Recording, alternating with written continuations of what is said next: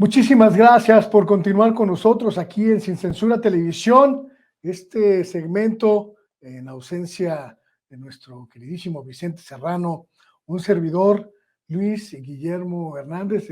Doy pues la bienvenida, gracias por continuar con nosotros, gracias también por estar en este espacio. Y mire, hoy con un lujo particular, un lujo personal, que es el poder platicar con uno de los compañeros, colegas, periodistas a quienes más respeto, a quienes más admiro por su consecuencia, por su congruencia y porque ha logrado crear una carrera impecable donde lo que más abunda es la villanía y la indecencia. Un periodista con el que estábamos haciendo cuentas en la primera toma de esta entrevista, que nos salió mal y que tenía problemas técnicos. Nos conocemos desde los 90, cuando estábamos allá en el periódico Reforma, no era lo que hoy es, y desde entonces pues hemos ido caminando muy en paralelo, a veces nos cruzamos en las carreras, en los medios, y hoy me da mucho gusto volverlo a encontrar. Mi querido Paco Cruz, Francisco Cruz, un lujazo, maestro, tenerte aquí. Luis Guillermo, no, hombre, siempre va a ser un placer platicar contigo. Mira, ¿de cuántos años hablamos? 96, 97 para acá. Y tienes razón, nos hemos cruzado muchos. Hemos trabajado juntos en varios proyectos grandísimos, ciertamente, y seguimos aquí. Y tú sabes, lo que yo pienso de ti, yo lo he dicho al aire, Luis Guillermo. Remando contracorriente, Paco. Siempre. Haciendo, pero aquí estamos, Luis Guillermo. Fíjate que tenía mucha esa idea en la cabeza. Cuando uno como periodista tiene posibilidad de conocer el medio, pocos periodistas valen la pena y pocos periodistas se quedan en la línea de la honorabilidad. Por eso me da mucho gusto tenerte, Paco, esta noche para hablar de dos temas. El primero de ellos importantísimo, que es quizá lo que nos tiene a todos más en este momento interesados, lo que está pasando en la Corte, lo que está pasando en el Poder Judicial, este asunto de los fideicomisos, que es solo, Paco, una pequeña punta de un iceberg de corrupción, de privilegios que comenzaron justo allá en los años 90, cuando Ernesto Zedillo en el 94, 95. Diciembre de 1994 envió la iniciativa de reforma. Desde entonces arrastramos un poder judicial prácticamente monárquico, con una élite enquistada allí y con aparatos en muchos casos inservibles. Sí, mira, Luis Guillermo, regularmente ahora cuando nos referimos al Poder Judicial y a la Suprema Corte, los ligamos al narcotráfico, al crimen organizado, al privilegio de proteger a delincuentes de cuello blanco, pero la Suprema Corte es un hoyo negro de corrupción. Más que eso, mira, nada más hay que ver. Yo lo que digo es que hasta el 30 de noviembre de 2018, el Poder Judicial, la Suprema Corte, que es su principal rama, y el Consejo de la Judicatura funcionaron como un marranito, pero mejor recompongo la palabra, como un cochino en engorda, ¿sí? Eran el brazo operativo de la Presidencia de la República, el brazo operativo jurídico. ¿Sí? La Consejería Jurídica de la Presidencia era un cero a la izquierda porque tenían a todos los ministros haciéndoles el trabajo. Mira, solo hay que ver, por ejemplo, el origen y las reformas a la Constitución. Ellos eran el brazo operador de la Presidencia de la República. ¿Cuántas reformas constitucionales hizo Enrique Peña Nieto? 155. Era un tipo ignorante, corrupto, incapaz, y nunca le dijeron nada. Le apoyaron todo. Apoyaron la guerra de Felipe Calderón. 110 reformas constitucionales.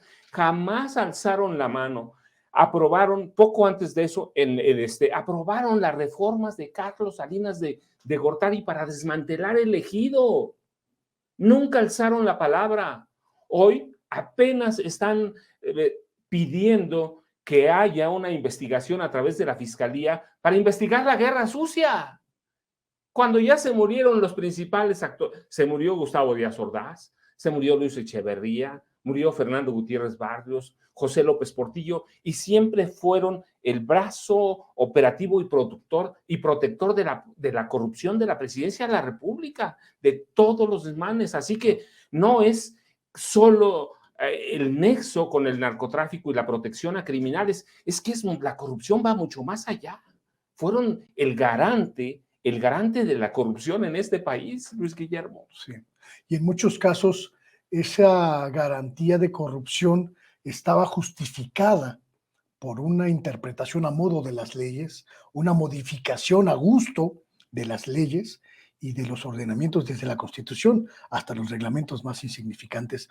Y quizá, Paco, no sé si tú veas esa perspectiva, el gran fracaso del modelo neoliberal haya sido un poder judicial completamente arrodillado, completamente sometido, pero sobre todo un poder judicial que engendró una élite parásita de sujetos, de individuos que no respondían en ningún sentido a las necesidades del pueblo mexicano.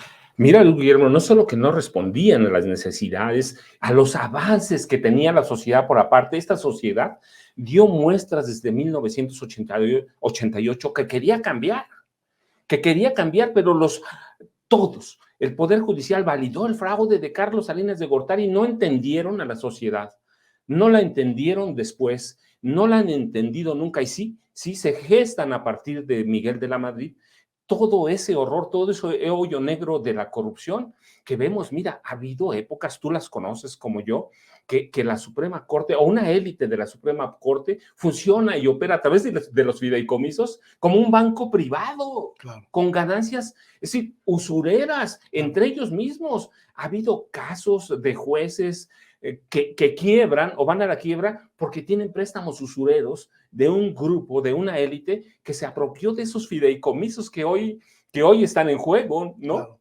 Entonces, no, el modelo neoliberal fracasa en parte también por ellos, porque nunca fueron capaces, cuando tenían capacidad para hacerlo, cuando tenían autoridad para hacerlo, de poner un freno. ¿Pero por qué no lo pusieron? Pues porque hay que ver sus cuentas bancarias. Claro. Cada año iban para arriba. Mira, 700,000 pesos mensuales. Es una brutalidad.